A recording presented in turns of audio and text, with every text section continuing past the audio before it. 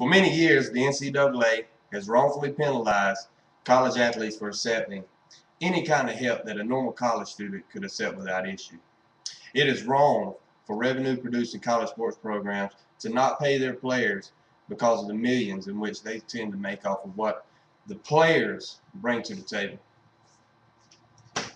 Programs continue to say that their budgets are operating in the red, but every year, coaching salaries and revenue and ticket sales and merchandise sales continues to go through the roof. Simple solution is this: the pay and play system for these players to reap a small benefit of what the millions they produce. So much time goes into what these college athletes do on the field and in the film room, in the classroom. They can't afford to have a job to put a little spending money in their pocket.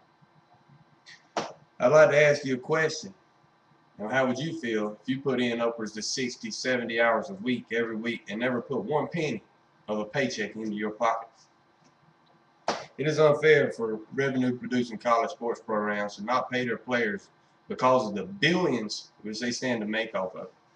Take into effect the 4-year BCS deal for broadcasting rights worth $500 million. On top of the 13-year CBS deal for the television rights of March Madness, worth, let me say this, $10.8 billion. This money is definitely not being distributed to the people that bring this to the table and deserve a fair share.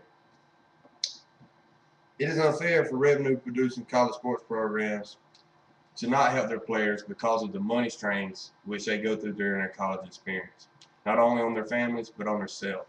A little bit of help could raise graduation rates tremendously by keeping the players out of the one-and-done NBA systems and the three-and-done NFL systems. Maybe they would receive their degrees.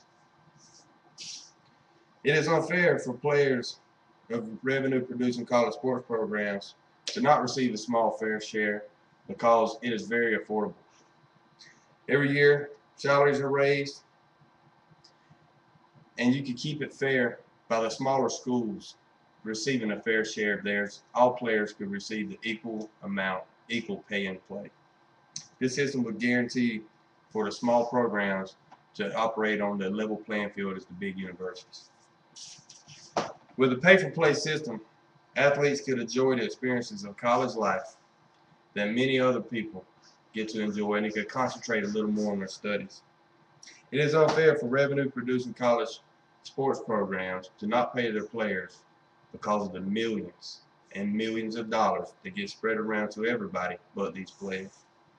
Let's not forget that without the players, there's no teams to root for on Saturdays.